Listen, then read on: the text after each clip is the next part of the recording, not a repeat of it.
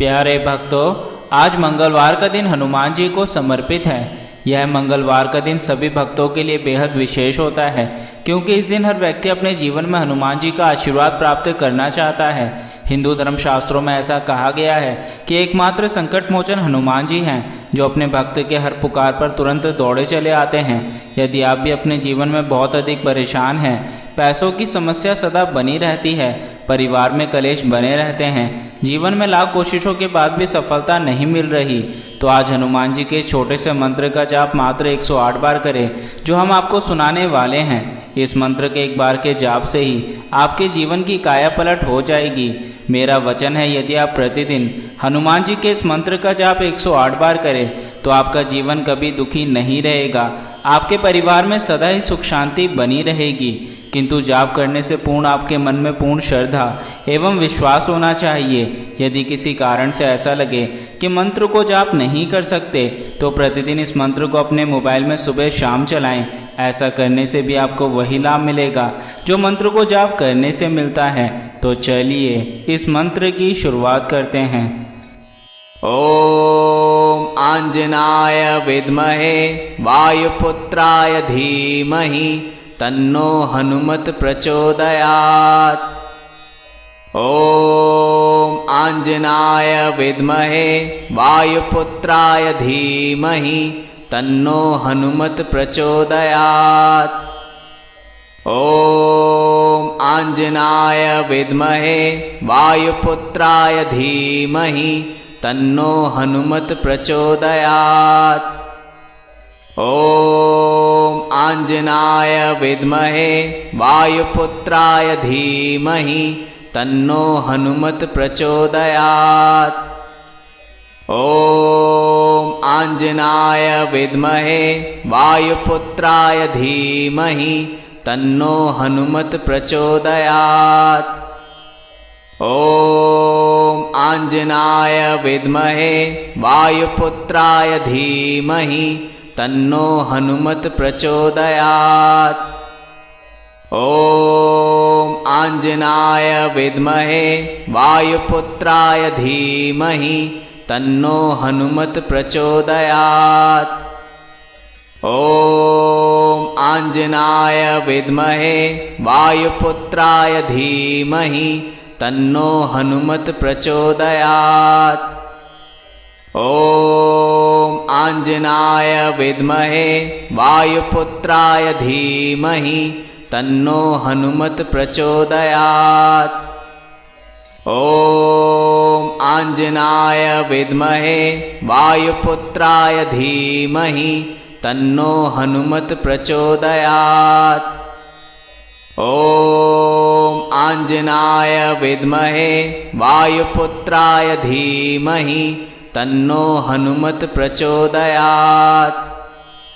ओम आंजनाय विद्महे वायुपुत्राय धीमहि तन्नो हनुमत प्रचोदयात्।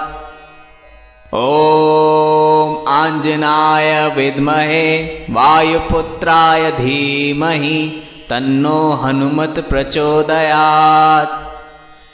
ओम आंजनाय विद्महे वायुपुत्राय धीमहि तन्नो हनुमत प्रचोदयात्। ओम आंजनाय विद्महे वायुपुत्राय धीमहि तन्नो हनुमत प्रचोदयात्। ओम आंजनाय विद्महे वायुपुत्राय धीमहि तन्नो हनुमत प्रचोदयात्। ओम आंजनाय विद्महे वायुपुत्राय धीमहि तन्नो हनुमत प्रचोदयात्। ओम आंजनाय विद्महे वायुपुत्राय धीमहि तन्नो हनुमत प्रचोदयात्। ओम आंजनाय विद्महे वायुपुत्राय धीमहि तन्नो हनुमत प्रचोदयात्।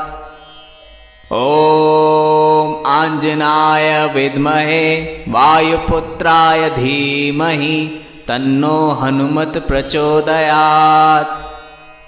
ॐ आञ्जनाय विद्महे वायुपुत्राय धीमहि तन्नो हनुमत् प्रचोदयात्। ॐ आञ्जनाय विद्महे वायुपुत्राय धीमहि तन्नो हनुमत् प्रचोदयात्। ॐ आञ्जनाय विद्महे वायुपुत्राय धीमहि तन्नो हनुमत् प्रचोदयात्। ॐ आञ्जनाय विद्महे वायुपुत्राय धीमहि तन्नो हनुमत् प्रचोदयात्। ॐ आञ्जनाय विद्महे वायुपुत्राय धीमहि तन्नो हनुमत् प्रचोदयात्। ॐ आञ्जनाय विद्महे वायुपुत्राय धीमहि तन्नो हनुमत् प्रचोदयात्। ॐ आञ्जनाय विद्महे वायुपुत्राय धीमहि तन्नो हनुमत् प्रचोदयात्।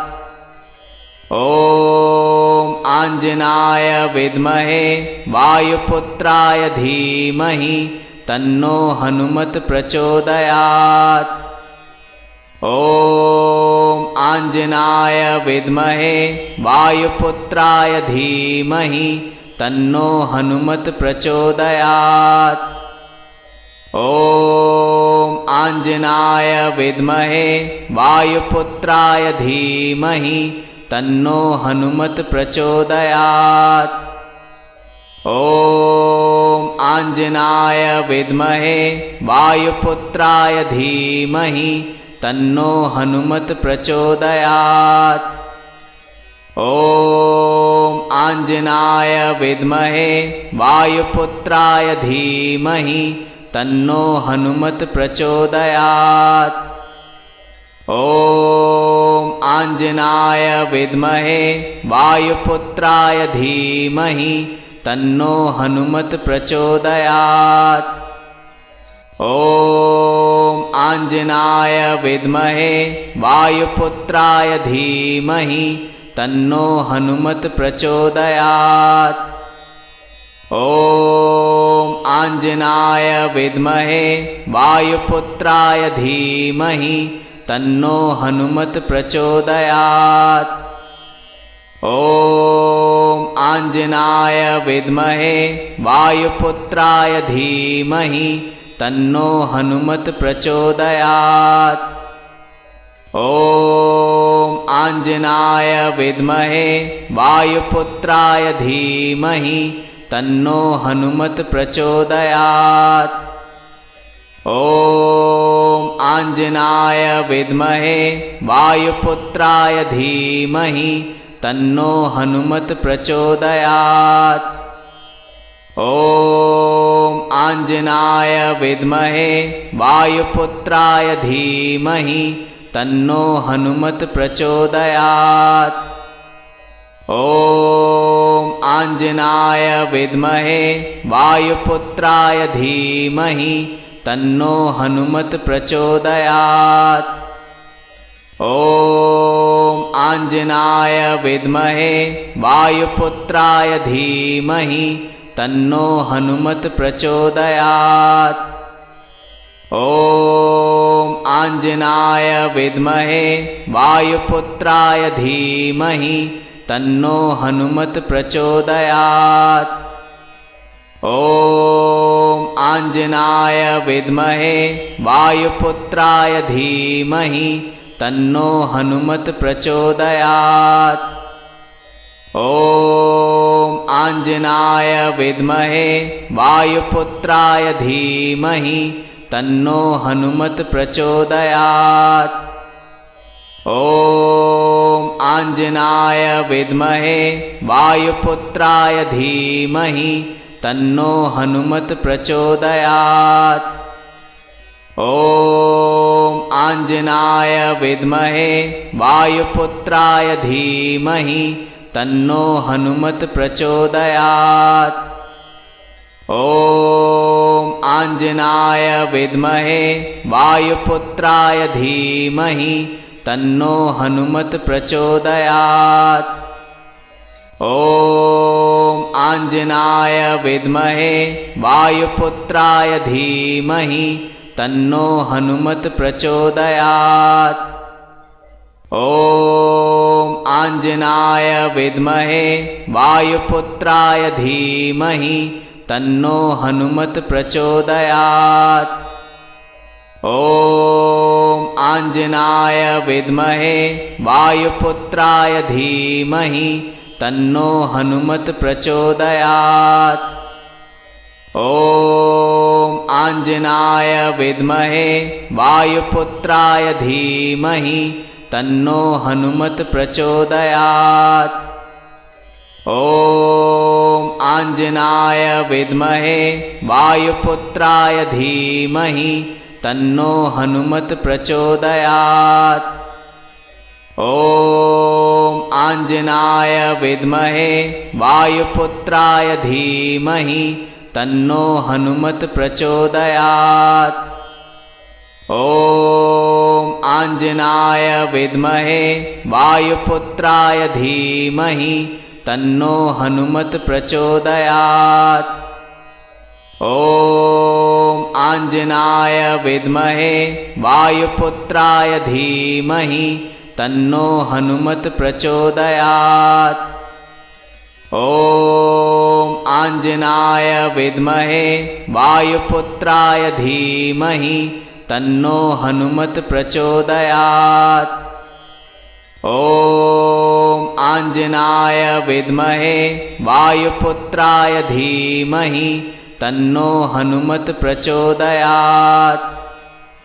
ॐ आञ्जनाय विद्महे वायुपुत्राय धीमहि तन्नो हनुमत् प्रचोदयात्।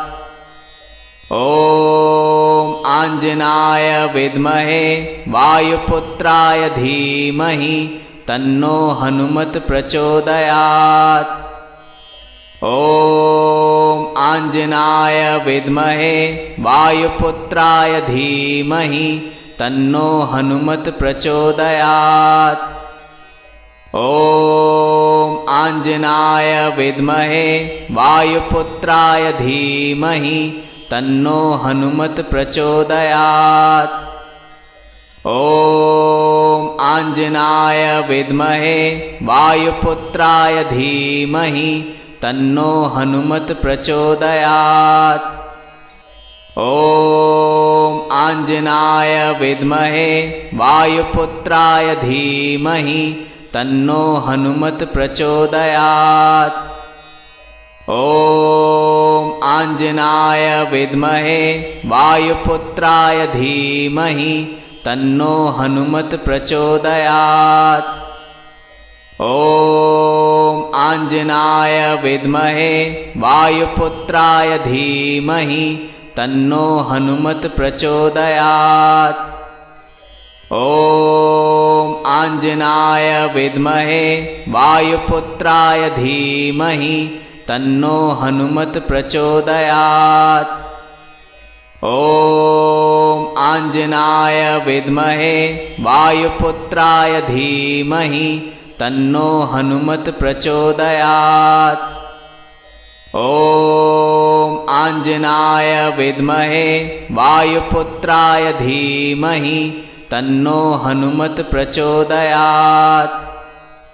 ॐ आञ्जनाय विद्महे वायुपुत्राय धीमहि तन्नो हनुमत् प्रचोदयात्।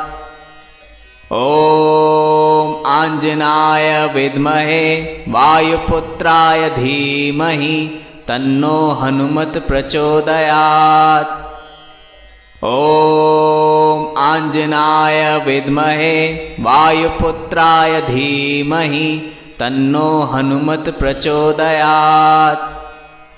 ॐ आञ्जनाय विद्महे वायुपुत्राय धीमहि तन्नो हनुमत् प्रचोदयात्।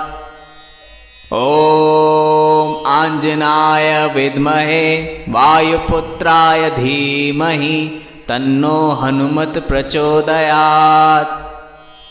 ॐ आञ्जनाय विद्महे वायुपुत्राय धीमहि तन्नो हनुमत प्रचोदयात्।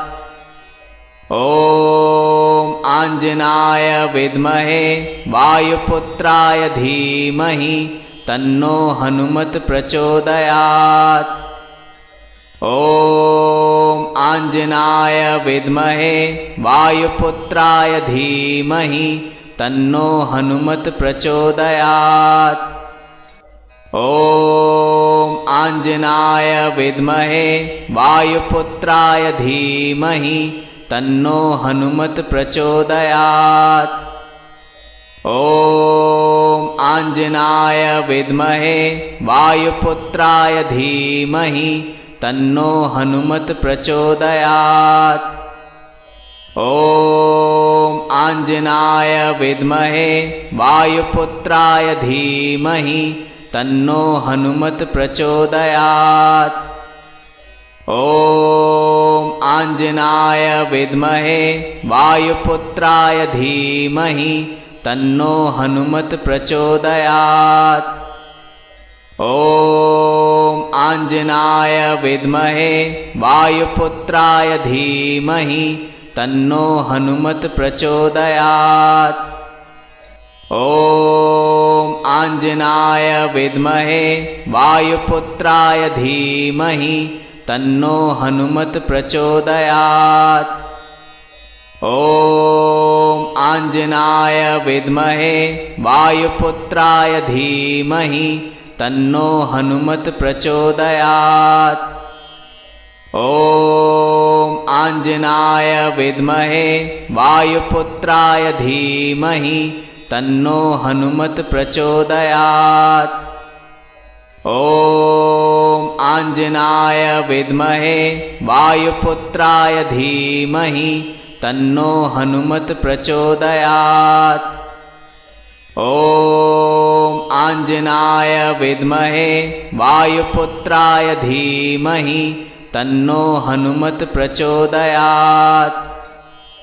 ॐ आञ्जनाय विद्महे वायुपुत्राय धीमहि तन्नो हनुमत प्रचोदयात्।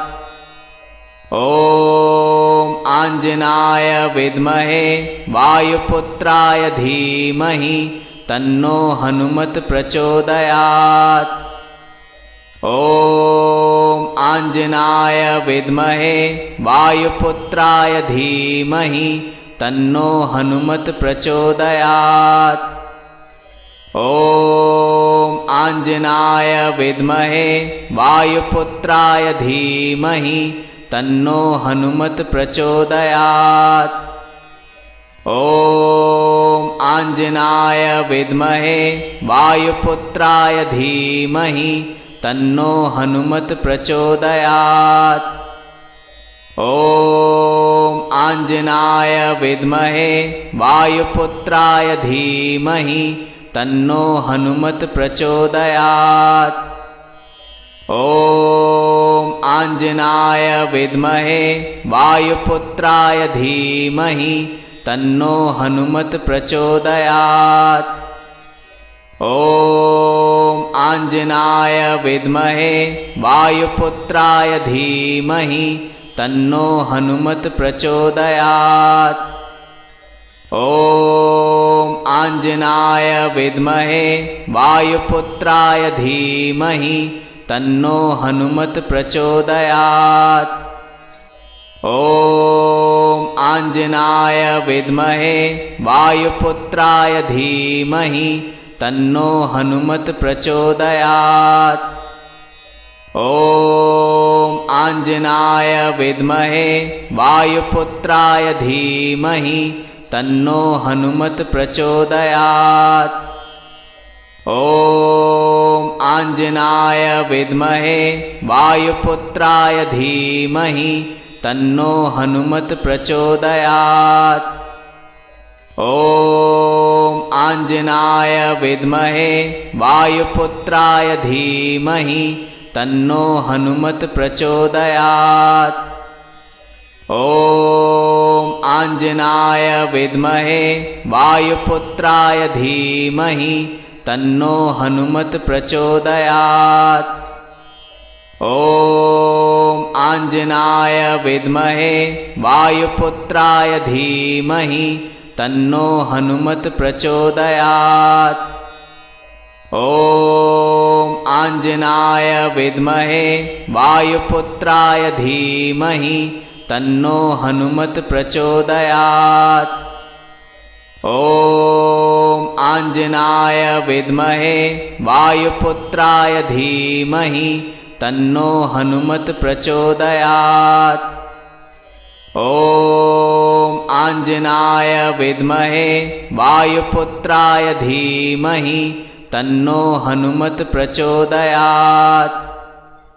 ॐ आञ्जनाय विद्महे वायुपुत्राय धीमहि तन्नो हनुमत् प्रचोदयात्। ॐ आञ्जनाय विद्महे वायुपुत्राय धीमहि तन्नो हनुमत् प्रचोदयात्। ॐ आञ्जनाय विद्महे वायुपुत्राय धीमहि तन्नो हनुमत् प्रचोदयात्। ॐ आञ्जनाय विद्महे वायुपुत्राय धीमहि तन्नो हनुमत् प्रचोदयात्। ॐ आञ्जनाय विद्महे वायुपुत्राय धीमहि तन्नो हनुमत् प्रचोदयात्। ॐ आञ्जनाय विद्महे वायुपुत्राय धीमहि तन्नो हनुमत् प्रचोदयात्। ॐ आञ्जनाय विद्महे वायुपुत्राय धीमहि तन्नो हनुमत् प्रचोदयात्।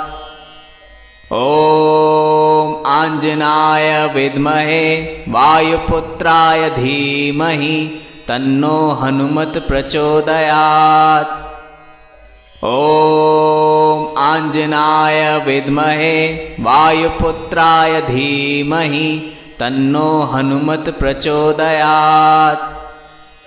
ॐ आञ्जनाय विद्महे वायुपुत्राय धीमहि तन्नो हनुमत् प्रचोदयात्। ॐ आञ्जनाय विद्महे वायुपुत्राय धीमहि तन्नो हनुमत् प्रचोदयात्। ॐ आञ्जनाय विद्महे वायुपुत्राय धीमहि तन्नो हनुमत् प्रचोदयात्। ॐ आञ्जनाय विद्महे वायुपुत्राय धीमहि तन्नो हनुमत् प्रचोदयात्। ॐ आञ्जनाय विद्महे वायुपुत्राय धीमहि तन्नो हनुमत् प्रचोदयात्। ॐ आञ्जनाय विद्महे वायुपुत्राय धीमहि तन्नो हनुमत् प्रचोदयात्।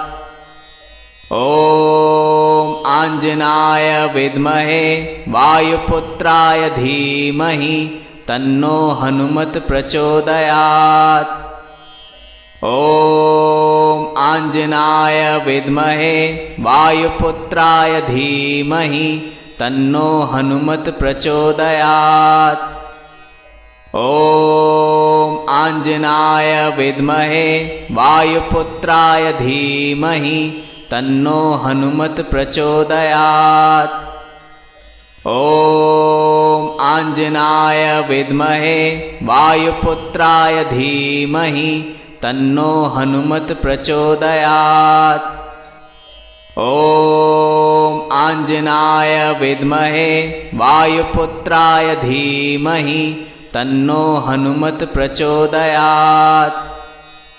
ॐ आञ्जनाय विद्महे वायुपुत्राय धीमहि तन्नो हनुमत् प्रचोदयात्।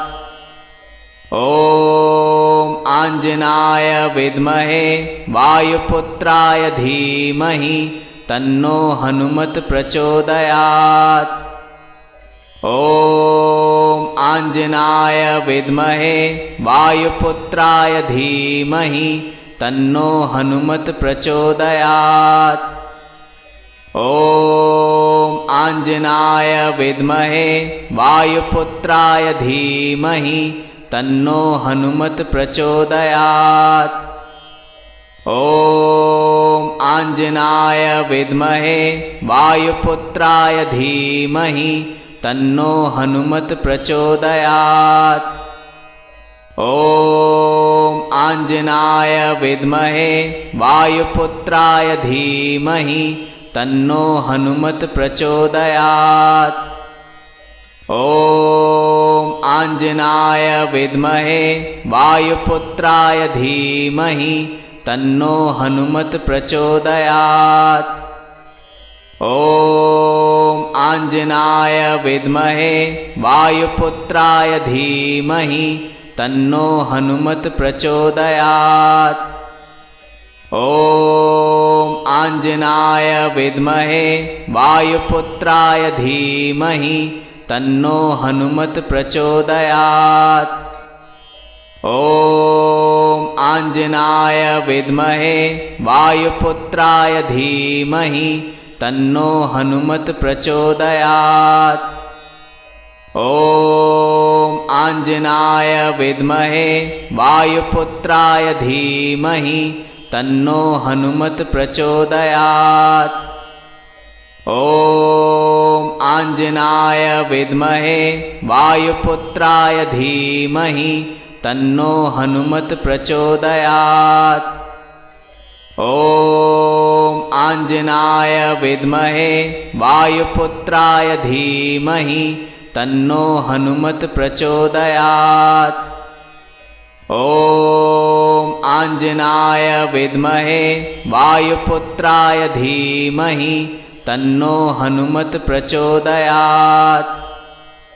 ॐ आञ्जनाय विद्महे वायुपुत्राय धीमहि तन्नो हनुमत् प्रचोदयात्। ॐ आञ्जनाय विद्महे वायुपुत्राय धीमहि तन्नो हनुमत् प्रचोदयात्। ॐ आञ्जनाय विद्महे वायुपुत्राय धीमहि तन्नो हनुमत् प्रचोदयात्।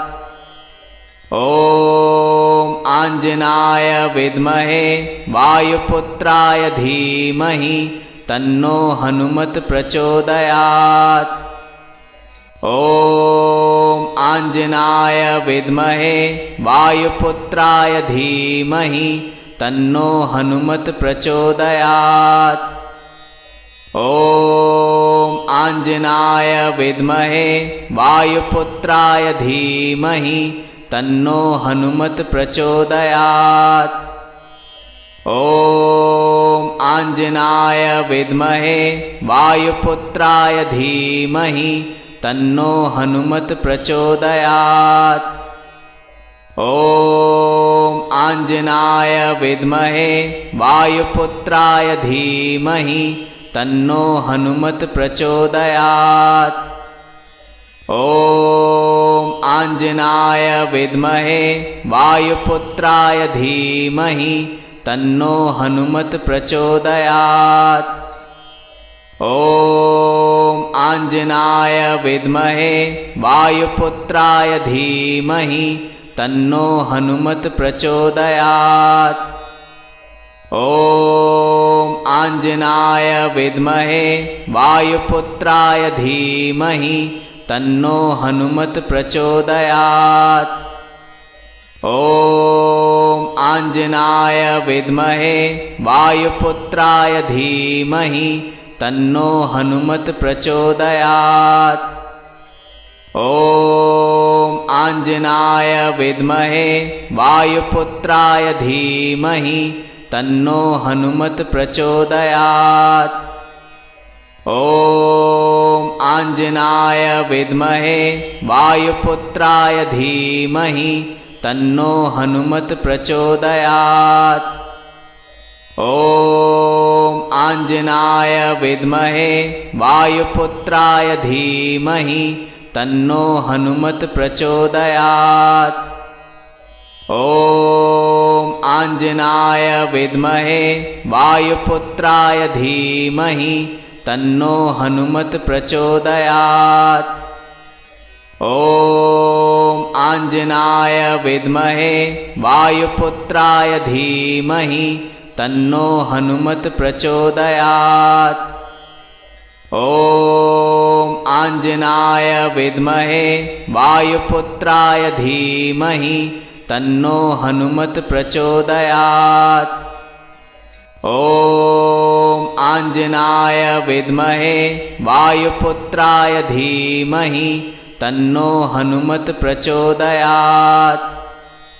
ॐ आञ्जनाय विद्महे वायुपुत्राय धीमहि तन्नो हनुमत् प्रचोदयात्।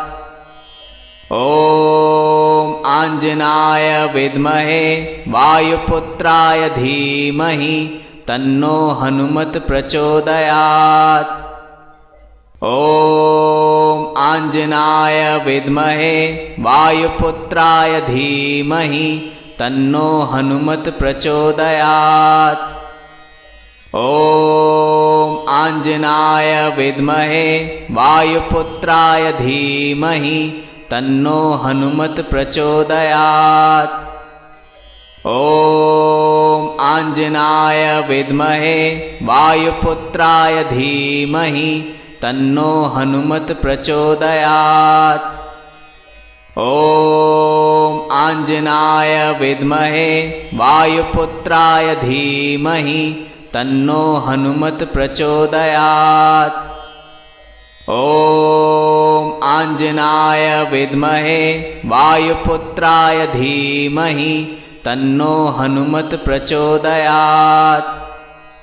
ॐ आञ्जनाय विद्महे वायुपुत्राय धीमहि तन्नो हनुमत् प्रचोदयात्। ॐ आञ्जनाय विद्महे वायुपुत्राय धीमहि तन्नो हनुमत् प्रचोदयात्।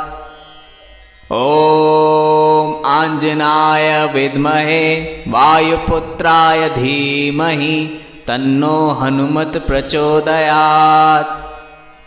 ॐ आञ्जनाय विद्महे वायुपुत्राय धीमहि तन्नो हनुमत् प्रचोदयात्। ॐ आञ्जनाय विद्महे वायुपुत्राय धीमहि तन्नो हनुमत् प्रचोदयात्।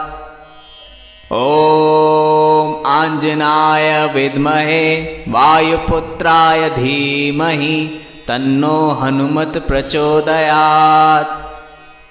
ॐ आञ्जनाय विद्महे वायुपुत्राय धीमहि तन्नो हनुमत् प्रचोदयात्।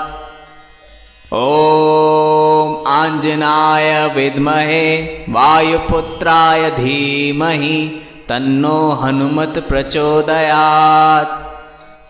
ॐ आञ्जनाय विद्महे वायुपुत्राय धीमहि तन्नो हनुमत् प्रचोदयात्। ॐ आञ्जनाय विद्महे वायुपुत्राय धीमहि तन्नो हनुमत् प्रचोदयात्।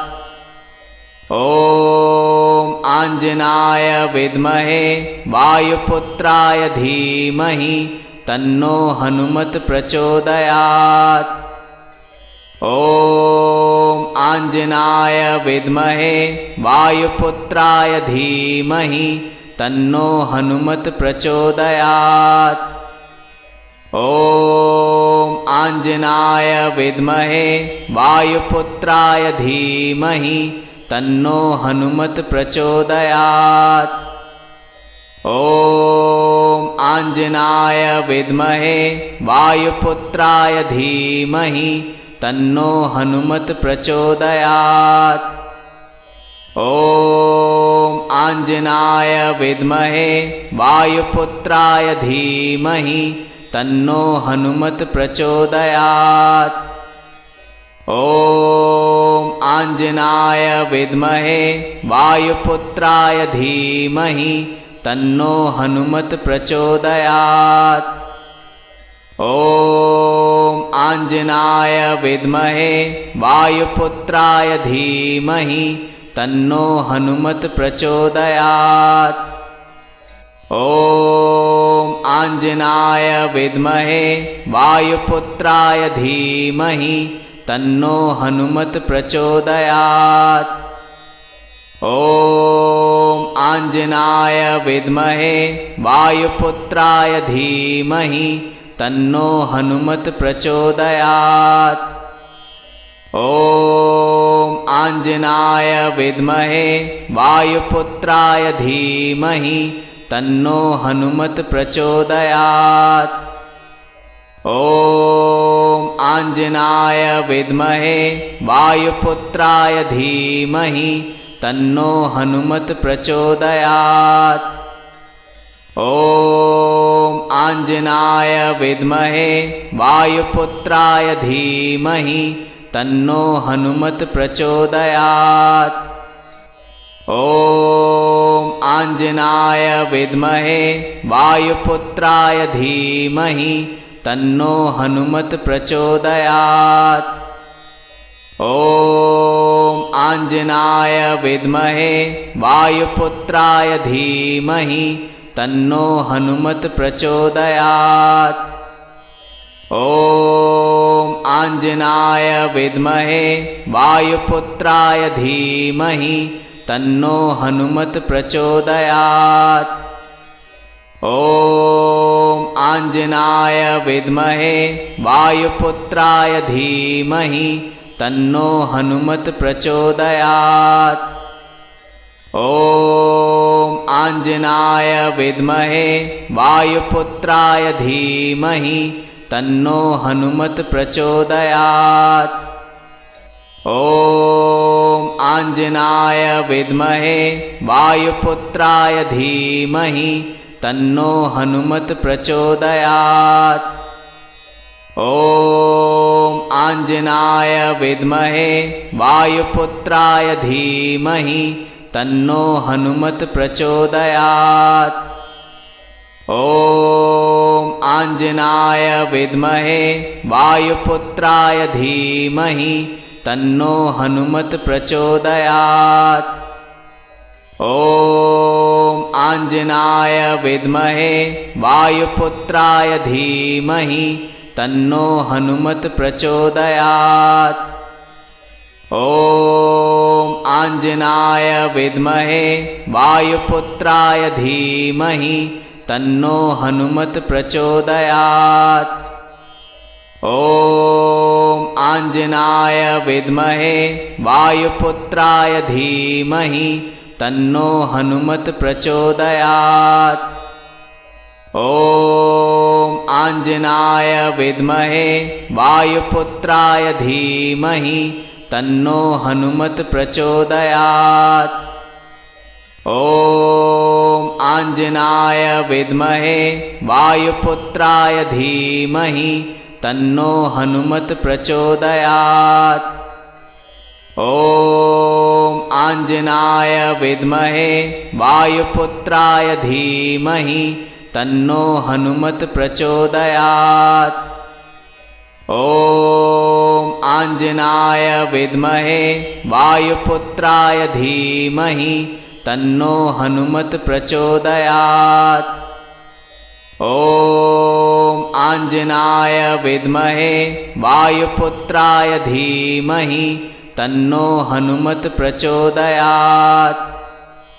ॐ आञ्जनाय विद्महे वायुपुत्राय धीमहि तन्नो हनुमत् प्रचोदयात्। ॐ आञ्जनाय विद्महे वायुपुत्राय धीमहि तन्नो हनुमत् प्रचोदयात्। ॐ आञ्जनाय विद्महे वायुपुत्राय धीमहि तन्नो हनुमत् प्रचोदयात्। ॐ आञ्जनाय विद्महे वायुपुत्राय धीमहि तन्नो हनुमत् प्रचोदयात्। ॐ आञ्जनाय विद्महे वायुपुत्राय धीमहि तन्नो हनुमत् प्रचोदयात्। ॐ आञ्जनाय विद्महे वायुपुत्राय धीमहि तन्नो हनुमत् प्रचोदयात्। ॐ आञ्जनाय विद्महे वायुपुत्राय धीमहि तन्नो हनुमत् प्रचोदयात्। ॐ आञ्जनाय विद्महे वायुपुत्राय धीमहि तन्नो हनुमत् प्रचोदयात्। ॐ आञ्जनाय विद्महे वायुपुत्राय धीमहि तन्नो हनुमत् प्रचोदयात्। ॐ आञ्जनाय विद्महे वायुपुत्राय धीमहि तन्नो हनुमत् प्रचोदयात्। ॐ आञ्जनाय विद्महे वायुपुत्राय धीमहि तन्नो हनुमत् प्रचोदयात्। ॐ आञ्जनाय विद्महे वायुपुत्राय धीमहि तन्नो हनुमत् प्रचोदयात्। ॐ आञ्जनाय विद्महे वायुपुत्राय धीमहि तन्नो हनुमत् प्रचोदयात्। ॐ आञ्जनाय विद्महे वायुपुत्राय धीमहि तन्नो हनुमत् प्रचोदयात्। ॐ आञ्जनाय विद्महे वायुपुत्राय धीमहि तन्नो हनुमत् प्रचोदयात्। ॐ आञ्जनाय विद्महे वायुपुत्राय धीमहि तन्नो हनुमत् प्रचोदयात्। ॐ आञ्जनाय विद्महे वायुपुत्राय धीमहि तन्नो हनुमत् प्रचोदयात्। ॐ आञ्जनाय विद्महे वायुपुत्राय धीमहि तन्नो हनुमत् प्रचोदयात्। ॐ आञ्जनाय विद्महे वायुपुत्राय धीमहि तन्नो हनुमत् प्रचोदयात्। ॐ आञ्जनाय विद्महे वायुपुत्राय धीमहि तन्नो हनुमत् प्रचोदयात्। ॐ आञ्जनाय विद्महे वायुपुत्राय धीमहि तन्नो हनुमत् प्रचोदयात्। ॐ आञ्जनाय विद्महे वायुपुत्राय धीमहि तन्नो हनुमत् प्रचोदयात्। ॐ आञ्जनाय विद्महे वायुपुत्राय धीमहि तन्नो हनुमत् प्रचोदयात्। ॐ आञ्जनाय विद्महे वायुपुत्राय धीमहि तन्नो हनुमत् प्रचोदयात्। ॐ आञ्जनाय विद्महे वायुपुत्राय धीमहि तन्नो हनुमत् प्रचोदयात्। ॐ आञ्जनाय विद्महे वायुपुत्राय धीमहि तन्नो हनुमत् प्रचोदयात्। ॐ आञ्जनाय विद्महे वायुपुत्राय धीमहि तन्नो हनुमत् प्रचोदयात्। ॐ आञ्जनाय विद्महे वायुपुत्राय धीमहि तन्नो हनुमत् प्रचोदयात्। ॐ आञ्जनाय विद्महे वायुपुत्राय धीमहि तन्नो हनुमत् प्रचोदयात्। ॐ आञ्जनाय विद्महे वायुपुत्राय धीमहि तन्नो हनुमत् प्रचोदयात्। ॐ आञ्जनाय विद्महे वायुपुत्राय धीमहि तन्नो हनुमत् प्रचोदयात्। ॐ आञ्जनाय विद्महे वायुपुत्राय धीमहि तन्नो हनुमत् प्रचोदयात्। ॐ आञ्जनाय विद्महे वायुपुत्राय धीमहि तन्नो हनुमत् प्रचोदयात्। ॐ आञ्जनाय विद्महे वायुपुत्राय धीमहि तन्नो हनुमत् प्रचोदयात्।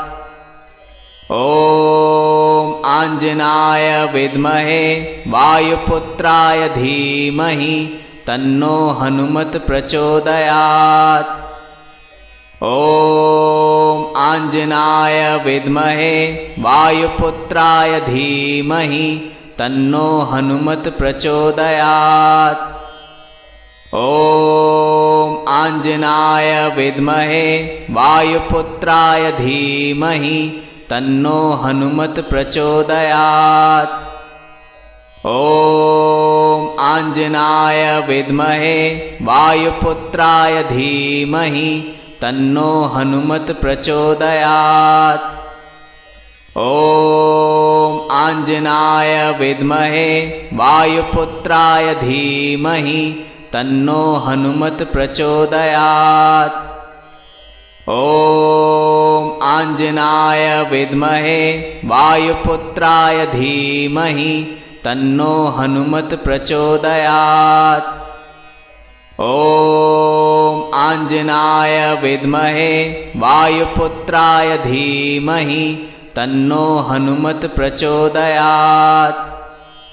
ॐ आञ्जनाय विद्महे वायुपुत्राय धीमहि तन्नो हनुमत् प्रचोदयात्।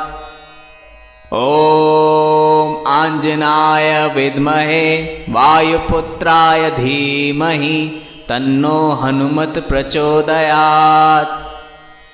ॐ आञ्जनाय विद्महे वायुपुत्राय धीमहि तन्नो हनुमत् प्रचोदयात्। ॐ आञ्जनाय विद्महे वायुपुत्राय धीमहि तन्नो हनुमत् प्रचोदयात्। ॐ आञ्जनाय विद्महे वायुपुत्राय धीमहि तन्नो हनुमत् प्रचोदयात्। ॐ आञ्जनाय विद्महे वायुपुत्राय धीमहि तन्नो हनुमत् प्रचोदयात्। ॐ आञ्जनाय विद्महे वायुपुत्राय धीमहि तन्नो हनुमत् प्रचोदयात्। ॐ आञ्जनाय विद्महे वायुपुत्राय धीमहि तन्नो हनुमत् प्रचोदयात्। ॐ आञ्जनाय विद्महे वायुपुत्राय धीमहि तन्नो हनुमत् प्रचोदयात्। ॐ आञ्जनाय विद्महे वायुपुत्राय धीमहि तन्नो हनुमत् प्रचोदयात्। ॐ आञ्जनाय विद्महे वायुपुत्राय धीमहि तन्नो हनुमत् प्रचोदयात्। ॐ आञ्जनाय विद्महे वायुपुत्राय धीमहि तन्नो हनुमत् प्रचोदयात्। ॐ आञ्जनाय विद्महे वायुपुत्राय धीमहि तन्नो हनुमत् प्रचोदयात्। ॐ आञ्जनाय विद्महे वायुपुत्राय धीमहि तन्नो हनुमत् प्रचोदयात्। ॐ आञ्जनाय विद्महे वायुपुत्राय धीमहि तन्नो हनुमत् प्रचोदयात्। ॐ आञ्जनाय विद्महे वायुपुत्राय धीमहि तन्नो हनुमत् प्रचोदयात्। ॐ आञ्जनाय विद्महे वायुपुत्राय धीमहि तन्नो हनुमत् प्रचोदयात्। ॐ आञ्जनाय विद्महे वायुपुत्राय धीमहि तन्नो हनुमत् प्रचोदयात्। ॐ आञ्जनाय विद्महे वायुपुत्राय धीमहि तन्नो हनुमत् प्रचोदयात्। ॐ आञ्जनाय विद्महे वायुपुत्राय धीमहि तन्नो हनुमत् प्रचोदयात्। ॐ आञ्जनाय विद्महे वायुपुत्राय धीमहि तन्नो हनुमत् प्रचोदयात्। ॐ आञ्जनाय विद्महे वायुपुत्राय धीमहि तन्नो हनुमत् प्रचोदयात्। ॐ आञ्जनाय विद्महे वायुपुत्राय धीमहि तन्नो हनुमत् प्रचोदयात्। ॐ आञ्जनाय विद्महे वायुपुत्राय धीमहि तन्नो हनुमत् प्रचोदयात्। ॐ आञ्जनाय विद्महे वायुपुत्राय धीमहि तन्नो हनुमत् प्रचोदयात्। ॐ आञ्जनाय विद्महे वायुपुत्राय धीमहि तन्नो हनुमत् प्रचोदयात्। ॐ आञ्जनाय विद्महे वायुपुत्राय धीमहि तन्नो हनुमत् प्रचोदयात्। ॐ आञ्जनाय विद्महे वायुपुत्राय धीमहि तन्नो हनुमत् प्रचोदयात्। ॐ आञ्जनाय विद्महे वायुपुत्राय धीमहि तन्नो हनुमत् प्रचोदयात्। ॐ आञ्जनाय विद्महे वायुपुत्राय धीमहि तन्नो हनुमत् प्रचोदयात्। ॐ आञ्जनाय विद्महे वायुपुत्राय धीमहि तन्नो हनुमत् प्रचोदयात्। ॐ आञ्जनाय विद्महे वायुपुत्राय धीमहि तन्नो हनुमत् प्रचोदयात्। ॐ आञ्जनाय विद्महे वायुपुत्राय धीमहि तन्नो हनुमत् प्रचोदयात्। ॐ आञ्जनाय विद्महे वायुपुत्राय धीमहि तन्नो हनुमत् प्रचोदयात्। ॐ आञ्जनाय विद्महे वायुपुत्राय धीमहि तन्नो हनुमत् प्रचोदयात्।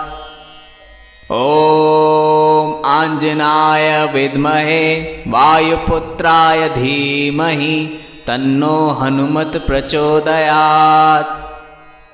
ॐ आञ्जनाय विद्महे वायुपुत्राय धीमहि तन्नो हनुमत् प्रचोदयात्। ॐ आञ्जनाय विद्महे वायुपुत्राय धीमहि तन्नो हनुमत् प्रचोदयात्। ॐ आञ्जनाय विद्महे वायुपुत्राय धीमहि तन्नो हनुमत् प्रचोदयात्। ॐ आञ्जनाय विद्महे वायुपुत्राय धीमहि तन्नो हनुमत् प्रचोदयात्। ॐ आञ्जनाय विद्महे वायुपुत्राय धीमहि तन्नो हनुमत् प्रचोदयात्। ॐ आञ्जनाय विद्महे वायुपुत्राय धीमहि तन्नो हनुमत् प्रचोदयात्। ॐ आञ्जनाय विद्महे वायुपुत्राय धीमहि तन्नो हनुमत् प्रचोदयात्। ॐ आञ्जनाय विद्महे वायुपुत्राय धीमहि तन्नो हनुमत् प्रचोदयात्। ॐ आञ्जनाय विद्महे वायुपुत्राय धीमहि तन्नो हनुमत् प्रचोदयात्। ॐ आञ्जनाय विद्महे वायुपुत्राय धीमहि तन्नो हनुमत् प्रचोदयात्। ॐ आञ्जनाय विद्महे वायुपुत्राय धीमहि तन्नो हनुमत् प्रचोदयात्। ॐ आञ्जनाय विद्महे वायुपुत्राय धीमहि तन्नो हनुमत् प्रचोदयात्। ॐ आञ्जनाय विद्महे वायुपुत्राय धीमहि तन्नो हनुमत् प्रचोदयात्।